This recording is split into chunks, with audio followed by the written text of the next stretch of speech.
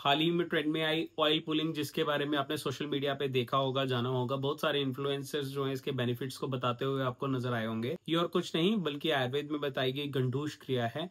तो क्या कहता है आयुर्वेद गंडूश क्रिया के बारे में? तेल को एक निश्चित समय तक मुख में धारण करना गंडूश क्रिया है। इसके बहुत सारे बेनिफिट्स जो हैं आचार्य चरक ने चरक संहिता में बताए हैं, जो कि इस प्रकार हैं। आचार्य चरक कहते हैं कि मुख में तेल को धारण करने से जबड़ों को बल मिलता है, अर्थात हमारे गम्स जो हैं वो स्ट्रांग होते हैं और हमारा स्वर जो है वो तीव्र तथा गंभीर होता है, अर्थात हमारी वाणी सुधरती है। हमारा चेहरा जो है वो परिपुष्ट होकर भर जाता है, अर्थात हमारा चेहरा अच्छा हो जाता है। 6 रसों का परिज्ञान बहुत अच्छे से होने लगता है और हमारी भोजन में रुचि बढ़ जाती है, अर्थात हमारे टेस्ट बड्स की सेंसिटिविटी को बढ़ाता है और हमें भूख अच्छे से लगती है। गला बार बार जिनको सूखता है उनके लिए गंडूश धारण जो है बहुत ही हितकर है। गंडूश करने से हमारा गला बार बार नहीं सूखता, दांत मजबूत हो जाते हैं और हमारे होंठ भी नहीं फटते, दांतों में पीड़ा नहीं होती और खट्टी ठंडी चीजें खाने पर जो दांतों में सेंसिटिविटी होती है वो नहीं होती।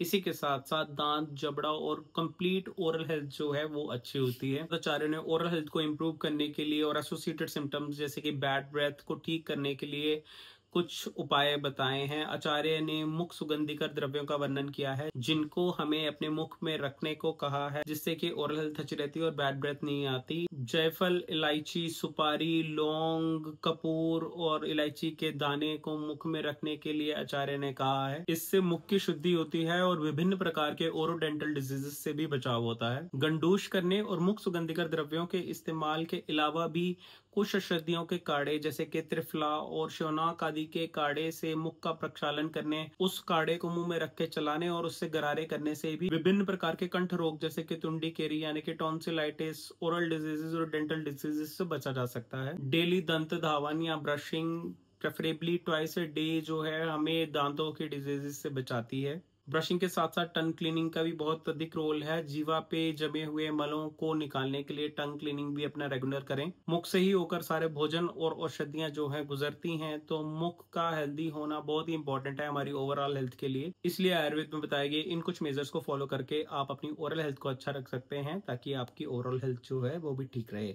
इसी तरह की स्वास्थ्य संबंधी जानकारी के लिए जुड़े रहिए हमसे। जनक सरस्वती आयुर्वेद से मैं वैद्य निखिल सिंह जम्वाल। जय आयुर्वेद।